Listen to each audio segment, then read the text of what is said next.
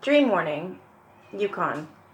Tagish Lake is a long, narrow lake crossing the border between the Yukon and British Columbia. For hundreds of years, members of the Gwich'in Nation lived a nomadic life along its shores. Then gold was discovered at Bonanza Creek in 1896, and the Klondike Gold Rush began. Prospectors from the south started moving into the area through the area. Today, the Klondike Highway follows the western arm of the lake in the Yukon, much as the prospectors did more than a century ago. Although the lake is rather isolated, it made news around the world after a large meteorite crashed into its frozen surface in January of 2000. A local resident, Jim Brook, collected the 200-gram meteorite and other smaller pieces of space rock and made them available to researchers. They were very excited by his find. The Tagish meteorite turned out to be the most pristine or uncontaminated meteorite they have ever analyzed, and it was the very first one they identified as having come all the way from a band of asteroids between Mars and Jupiter. The lake had also caught the interest of UFO, unidentified flying object researchers. In the early 1970s, 3 people, 2 men and a woman, reported seeing 7 large round objects moving slowly in the sky over the lake. One of the men took a picture of the mysterious bright orbs, and the others sent the photo to weather officials in Ottawa in the hope of learning what the UFOs were. He was eventually told that any information about them was classified. But the most unusual event reported about the lake made the news back in 1916 when a somewhat strange article appeared in the Nome Daily Nugget, the daily newspaper at the time in Nome, Alaska. The article recounted how Don Mack, a mining engineer working in northern Canada in Alaska, had written to a woman named Ethel Williams to thank her for saving him from drowning in Tagish Lake. In his letter, Mack explained that he had been crossing the frozen lake by sled with 3 native men and a French Canadian when they decided to camp for the night on a small island. During the night, Mack had a vivid dream in which a young woman appeared. She identified herself as Ethel Williams of Syracuse, New York, and she warned him not to travel in the direction he planned to go the next day because the snow-covered ice there was dangerously thin. When Mack awoke, the other men were packing up and getting ready to set off again. So he told them about his disturbing dream and suggested they follow a new route. But they just laughed at him and set off as planned, leaving him to continue on his journey alone. Mack wrote that he had detoured around the dangerous area he had been warned about by the apparition and made it safely to Segway, but the 4 other men never showed up. Worried, he organized a search party to go back and look for them. Several days later, he was both sad and stunned when he found the missing men's canoes and some of their gear floating in the lake's icy waters, very close to the place he had been warned to avoid.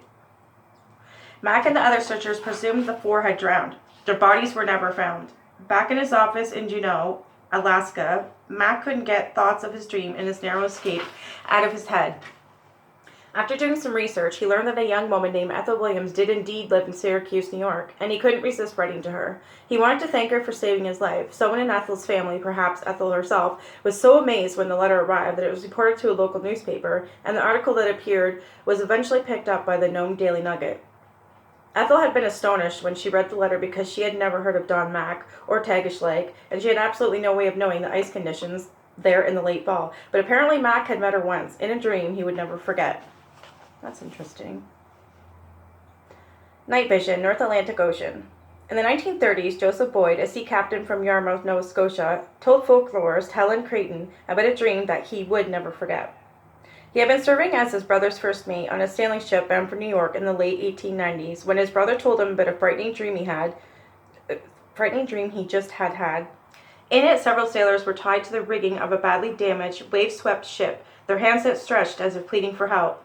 Joe kept thinking that the dream as he went about the stormy morning's tasks. Finally, for no good reason he could think of, he made the tricky climb up the rigging and scanned the churning waves. To his amazement, off in the distance, he spotted a foundering vessel with all but the one mast gone, and with the men with outstretched arms tied to the rigging. Joe shouted out the order to change course, and after hours of hazardous maneuvering, the crew of his ship managed to rescue 16 sailors perilously close to death. Joe was convinced that they would have died if it hadn't been for his brother's dream. Sadly, some of the members of the shipwreck crew have been washed overboard, and the stormy fury first hit. Perhaps the dream was the last desperate effort by the ghost of one of those drowned men to save his fellow sailors before he journeyed into eternity. The Ghostly Galley, Newfoundland. About 2,800 years ago, The Greeks and Phoenicians started building galleys, large ships propelled by oars that were fast enough and strong enough to ram and sink enemy vessels. These warships had 1, 2, or 3 rows of oars, powered by 50, 100, or 170 men. With the oarsmen rowing steadily, galleys could maintain average speeds of about 10 to 15 kilometers an hour. Yet no matter how well they rowed, even with the help of a single sail, they would not have set out to cross a large ocean like the Atlantic. They would have perished long before they reached the shores of Newfoundland. But in the 1920s, centuries after these ships had disappeared into history, a galley suddenly appeared in Newfoundland, to the west of the Avalon Peninsula. It was complete with a ghostly crew working 2 rows of oars. More terrifying still, the ship was on fire. People on shore spoke of how they could feel the fire's heat and hear the unbearable cries of the men aboard the flames engulfed the galley, and yet the ship sailed on until it suddenly vanished. Back then, dozens of folks living in fishing communities around the bay reported sightings of the horrifying apparition. However, it has now been more than 80 years since anyone has seen the blazing vision and heard the mournful cries of the ghostly oarsmen who traveled so far off course in place and time.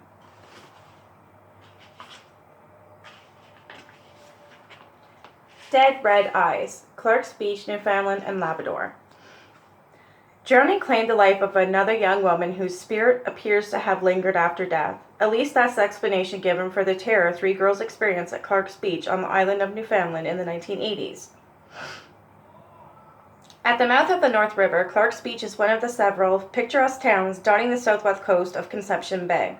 The train no longer runs past the town, but part of the old railway bridge crossing the river there is still there. That's where the teenagers were heading when they went for a walk one summer evening. It's also where they had the scare of their lives. As they approached the span, the girls noticed a dark shape perched on it. Getting closer, they saw that it was a young woman in a bathing suit, drying herself with a towel. She didn't seem to hear them coming. Wondering who she was, they took a few more steps toward her. Suddenly, she turned and looked straight at them, and they froze in fright. Her eyes were glowing red like burning coals. Stumbling backward, the girls ran screaming from the bridge. Several residents weren't too surprised when they heard about the spine-chilling apparition that had left the 3 teenagers so shaken. According to them, the girls hadn't been the first to report seeing the disturbing vision of the spooky female. And they might not be the last to do so either. Some locals say she is the ghost of a young woman who many years later had gone to the bridge to meet her lover for a midnight swim. When he didn't show up as planned, she decided to go swimming anyway, alone. That decision proved fatal, but every now and then she still returned, searching for her lover, probing the darkness with her glowing eyes.